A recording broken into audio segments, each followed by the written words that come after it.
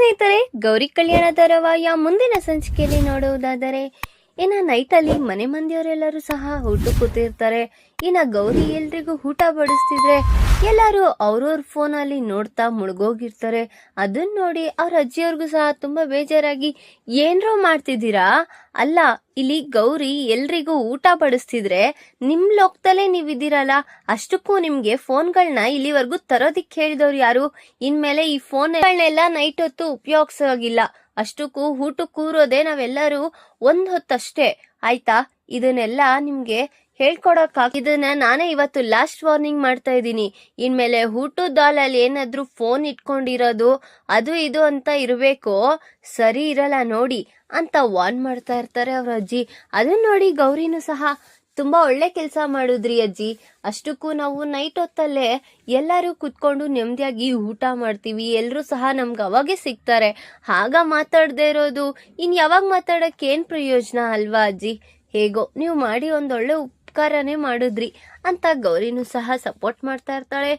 ಈ ಕಡೆ ನೋಡಿದ್ರೆ ಚಿನ್ಮಯಿನ ಸ್ವಿಗ್ಗಿ ಡೆಲಿವರಿಯಿಂದ ಬಂದಿ, ಅಮ್ಮ ತಗೋ 2,000 ರೂಪಾಯಿ ಇದೆ, ತಗೋ ಅತ್ತೆಗೆ ಟ್ರೀಟ್ಮೆಂಟ್ ಸ್ಟಾರ್ಟ್ ಮಾಡೋದಿಕ್ಕೆ ಹೇಳು, ಇನ್ನ 8,000 ರೂಪಾಯಿ ನಾಳೆ ನಾನು ತಂದ್ಕೊಡ್ತೀನಿ ಅಂತ ಕಾಂತಲಕ್ಷ್ಮಿ ಕೈಗೆ ಇಡ್ತಾ ಇರ್ತಾಳೆ. ಅದನ್ನ ನೋಡಿ ಅವ್ರ ಅಪ್ಪ ಅಮ್ಮ ಇಬ್ರು ಸಹ ಖುಷಿ ಪಡ್ತಾ ಇರ್ತಾರೆ. ಅಯ್ಯೋ ನಮ್ ಮಗಳು ಏನ್ರಿ ಹಿಂಗೆಲ್ಲ ಅರ್ಥ ಮಾಡ್ಕೊಂಡು ನಮಿಗೋಸ್ಕರ ಇಷ್ಟು ಕಷ್ಟ ಪಡ್ತಿದ್ದಾಳೆ, ಆದ್ರೆ ನಾವೇ ಅವಳಿಗೆ ಏನು ಮಾಡೋದಿಕ್ ಆಗ್ತಿಲ್ವಲ್ರಿ ಅಂತ ಕಾಂತ ಹೇಳ್ತಾ ಇದ್ದಂಗೆ, ಅಯ್ಯೋ ಬಿಡಮ್ಮ, ಈಗ ಯಾಕಮ್ಮ ನೀನ್ ಅಷ್ಟು ಯೋಚನೆ ಮಾಡ್ತೀಯಾ, ಇರೋದೊಂದ್ ಜೀವನ, ಎಲ್ಲಿವರೆಗೂ ಇರ್ತೀವೋ ಗೊತ್ತಿಲ್ಲ, ಇರೋವರೆಗೂ ಖುಷಿಯಾಗಿ ಬಿಂದಾಸಾಗಿರ್ಬೇಕು, ಅಷ್ಟೇ ನನ್ ಮ್ಯಾಟ್ರು, ಆಯ್ತಾ? ನೀನೇನು ವರಿ ಮಾಡ್ಕೋಬಿಡ, ಇನ್ ನಾಳೆ ಅಮೌಂಟ್ ಬರುತ್ತೆ, ಅದನ್ನ ಸೀದಾ ಹಾಸ್ಪಿಟಲ್ ತಗೊಂಡೋಗಿ ಅತ್ತೆಗೆ ಚೆಕಪ್ ಮಾಡಿಸಿ ಅಷ್ಟೇ ಅಂತ. ನಾನಂತೂ ನಿನಗೇನು ಮಾಡೋದಿಕ್ಕಾಗ್ತಾ ಇಲ್ಲ, ಇದ್ದಾಗ ನಿಮ್ಮ ಅಕ್ಕ ಗೌರಿ ಏನು ಎತ್ತ ಅಂತ ನಿನ್ಗೆ ಓದೋದು ಅದು ಎಲ್ಲ ನೋಡ್ಕೊಳ್ತಿದ್ಲು, ಆದ್ರೆ ಈಗ ನಾನು ಏನು ನೋಡ್ಕೊಳ್ದಿರ ಅಸಹಾಯಕ ಆಗ್ಬಿಟ್ಟಿದ್ದೀನಿ ಅಂತ ಅವ್ರ ಅಪ್ಪನೂ ಹೇಳ್ತಿದ್ರೆ, ಅಪ್ಪ ಬೇಜಾರ್ ಮಾಡ್ಕೋಬೇಡ ನಡಿ, ನೀನ್ ನೋಡ್ಕೊಂಡಿರೋದಕ್ಕೆ ನಾವ್ ಇಲ್ಲಿವರೆಗೂ ಇರೋದು ಅಂತ ಚಿನ್ನೂನು ಸಹ ಹೇಳ್ತಾ ಇರ್ತಾಳೆ. ಸರಿ ಅಂತ ಎಲ್ಲರೂ ಸಹ ಮನೆಯೊಳಗೆ ಹೊರಟಿರ್ತಾರೆ. ಈ ಕಡೆ ನೋಡಿದ್ರೆ ಎಲ್ಲರದು ಊಟ ಮುಗ್ದಿ ಇನ್ನೇನು ಅವ್ರವ್ರ ಕೋಣೆಗೆ ಹೋಗಿ ಮಲಗಿರ್ತಾರೆ. ಗೌರಿನೂ ಸಹ, ಅಬ್ಬಾ ದೇವ್ರೆ, ಇವ್ರು ಬೇಗ ಮಲ್ಕೊಂಡ್ರೆ ನನ್ ಕೆಲ್ಸ ಆರಂಭ ಮಾಡ್ಕೋಬಹುದು ಅಂತ ಅವಳು ಹಾಗೆ ಮಲಗೋ ತರ ನಾಟಕ ಮಾಡ್ತಾ ಇರ್ತಾಳೆ. ಈ ಕಡೆ ನೋಡಿದ್ರೆ ವಿವೇಕ್ ಸಹ, ಹೇಗಾದ್ರೂ ಮಾಡಿ ಈ ಪುಣ್ಯಾವತಿ ಏನ್ ಕಿತಾಪತಿ ಮಾಡ್ತಿದ್ದಾಳೆ ಅಂತ ನನ್ ಕಂಡು ಹಿಡಿಲೇಬೇಕು, ನಿದ್ದೆ ಮಾಡ್ಲೇಬಾರ್ದು ಅಂತ ಅವನು ಪಣ ತೊಟ್ಟಿರ್ತಾನೆ.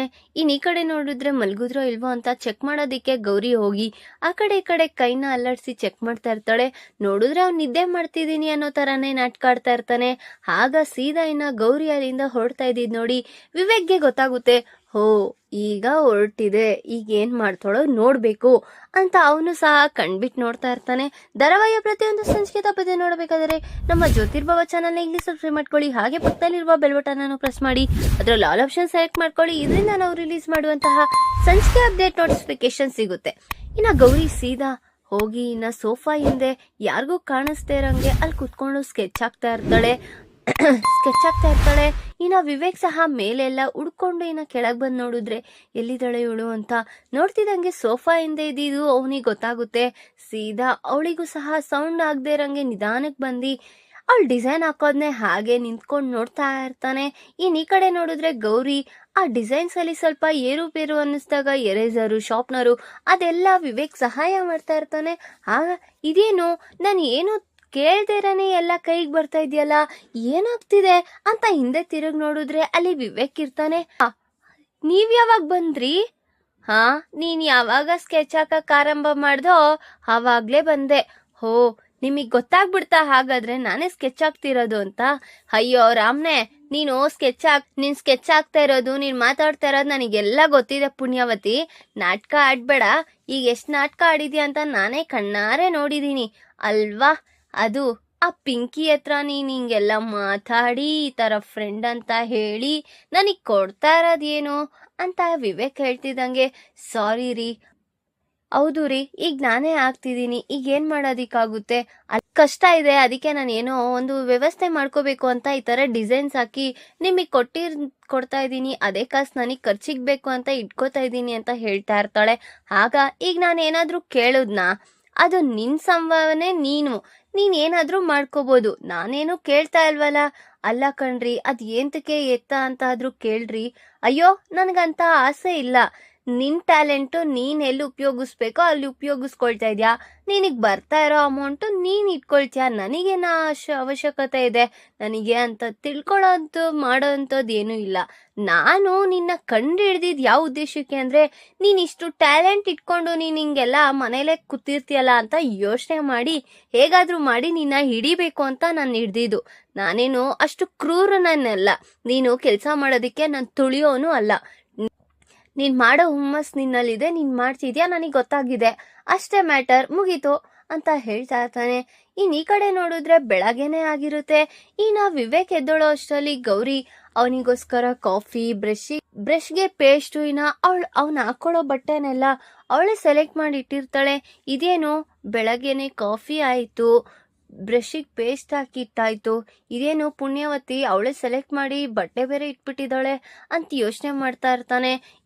ಸರಿ ಅಂತ ಗೌರಿ ಅಡ್ಗೆ ಮನೇಲಿ ಕೆಲಸ ಮಾಡ್ಕೊಳ್ತಾ ಅವ್ನ್ ಬರೋ ದಾರಿನೇ ಕಾಯ್ತಾ ಇರ್ತಾಳೆ. ಆಗ ಯಾಕಮ್ಮ ಗೌರಿ, ಯಾರನ್ನ ನೋಡ್ತಾ ಇದ್ಯಾ ಅಂತ ಆಶಾ ಅವ್ರು ಕೇಳ್ತಾ ಇದ್ರು ಅವಳು ಮರ್ತೋಗಿ ಹಾಗೆ ವಿವೇಕ್ ಬರೋ ದಾರಿನೇ ನೋಡ್ತಾ ಇರ್ತಾಳೆ. ವಿವೇಕ್ ಮೇಲಿಂದ ಇಳಿತಾ ಇದ್ದಂಗೆ, ಏನು ಇವ್ರು ನಾನ್ ಇಟ್ಟಿರೋ ಬಟ್ಟೆನೆ ಹಾಕೊಂಡಿಲ್ವಲ್ಲ ಅಂತ ತುಂಬಾ ಡಿಸಪಾಯಿಂಟ್ ಆಗ್ತಾ ಇರ್ತಾಳೆ. ಓ, ವಿವೇಕ್ ಬರ್ತಿದ್ದಾನೆ ಅಂತ ಕಾವಲ್ ಕಾಯ್ತಾ ಇದ್ಯೋ ಅಂತ ಹೇಳ್ತಿದ್ದಂಗೆ ಆಶಾ ಅವರು ರೀ ಅದು ಅಂತ ಹೇಳ್ತಾ ಇರ್ತಾಳೆ. ಸರಿ, ನಾನ್ ಬರ್ತೀನಿ ಪುಣ್ಯಾವತಿ ಅಂತ ಹೇಳಿ ಹೊರಡ್ತಾ ಇರ್ತಾನೆ. ಅದು ರೀ, ನಿಮ್ ಹತ್ರ ಒಂದು ವಿಚಾರ ಹೇಳ್ಬೇಕು ನಮ್ಮಮ್ಮನ ಮನೆಗೆ ಹೋಗ್ಬಿಟ್ಟು ಬರ್ಬೇಕು ಅಂತ ಅನ್ಕೊಂಡಿದೀನಿ ಅಂತ ಹೇಳ್ತಿದಂಗೆ, ಸರಿತಾ ಅವರು ಏಕೆ ಆ ಮನೆಗೆಲ್ಲ ಹೋಗೋ ಆಗಿಲ್ಲ ಅಂತ ನಿನಗೆ ಗೊತ್ತಿಲ್ವಾ? ಫೋನ್ ಕೊಟ್ಟಿದ್ದೀನಿ ತಾನೆ, ಫೋನಲ್ಲಿ ಮಾತಾಡ್ಬೋದಲ್ಲ, ಇನ್ನೇನ್ ಹೋಗೋ ಅಂತ ಅವಶ್ಯಕತೆ ಇದೆ ಅಂತ ಹೇಳ್ತಾ ಇರ್ತಾರೆ. ಈಗ ಗೌರಿ ಅವ್ರ ತವ್ರ ಮನೆಗೆ ಹೋಗ್ಬೇಕು ಅಂತ ಅನ್ಕೊಂಡಿದ್ದಾಳೆ. ಈಗ ಮನೆ ಮಂದಿಯವರೆಲ್ಲರೂ ಸೇರಿ ಕಳಿಸ್ತಾರ. ಮತ್ತೆ ಸರಿತಾ ಅವರು ಗೌರಿನ ಆ ಮನೆ ಹೊಸ್ಲು ದಾಟಿಸ್ಬಾರ್ದು ಅಂತ ಯೋಚನೆ ಮಾಡ್ತಿದ್ದಾರೆ. ಅವ್ರು ಅನ್ಕೊಂಡಂಗೆ ಗೌರಿನ ಅವ್ರ ತವ್ರ ಮನೆಗೆ ಹೋಗೋದಿಲ್ವಾ ಅಥವಾ ವಿವೇಕೆ ಕರ್ಕೊಂಡು ಹೋಗ್ತಾನ? ನಾನು ಮುಂದಿನ ಭಾಗದಲ್ಲಿ ತಿಳಿಸ್ಕೊಡ್ತೀನಿ. ಈ ವಿಡಿಯೋ ಲೈಕ್ ಮಾಡಿ, ನಿಮ್ಮ ಫ್ರೆಂಡ್ಸ್ ಆಗಿ ನಿಮ್ಮ ಟಿಪ್ಸ್ಗೂ ಶೇರ್ ಮಾಡಿ ಅಂಡ್ ಕಮೆಂಟ್ ಮಾಡಿ. Thanks for watching.